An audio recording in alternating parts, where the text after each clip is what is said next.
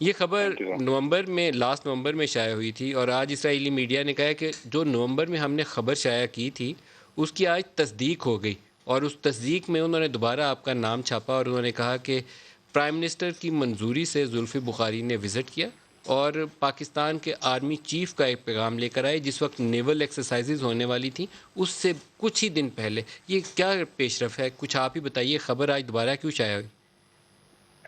देखें नदीम भाई, इसमें बड़ा क्लियर एक चीज़ है। ये साल पहले जब हुआ था तो मैंने यूके में भी एक न्यूज़पेपर था, द मिडल ईस्टर्न मॉनिटर, उसको मेरे वकीलों ने डेफेमेशन का लेटर भेजा था। उन्हें 3 मिनट के अंदर अंदर वो तस्वीर, वो आर्टिकल हटा दिया था, वो जो मैंने आपको भी भेजा है उस पे।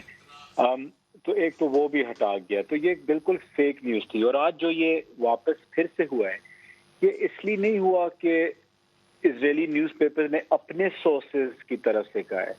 इनमें इजरायली न्यूज़पेपर ने भी ये बोला है, हमें इस्लामाबाद के सोर्सेज के हम की तरफ से ये बयान जारी हुआ है।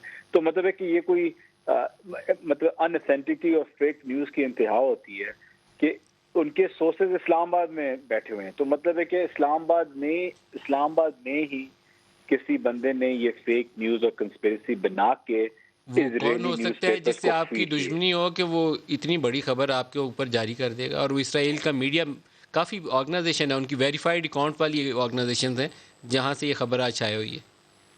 जी, आई मीन एक उससे भी ज़्यादा जो खतरनाक चीज़ है कि चलें दुश्मन तो हैं, लाखों हैं, होते रहें। लेकिन बात ये है कि कौन-सा उनमें से जिनके पास इज़रायली न्यूज़पेपर के अंदर लिंक्स हैं, पहले तो ये हमें पता करना चाहिए कि ये कौन से हैं।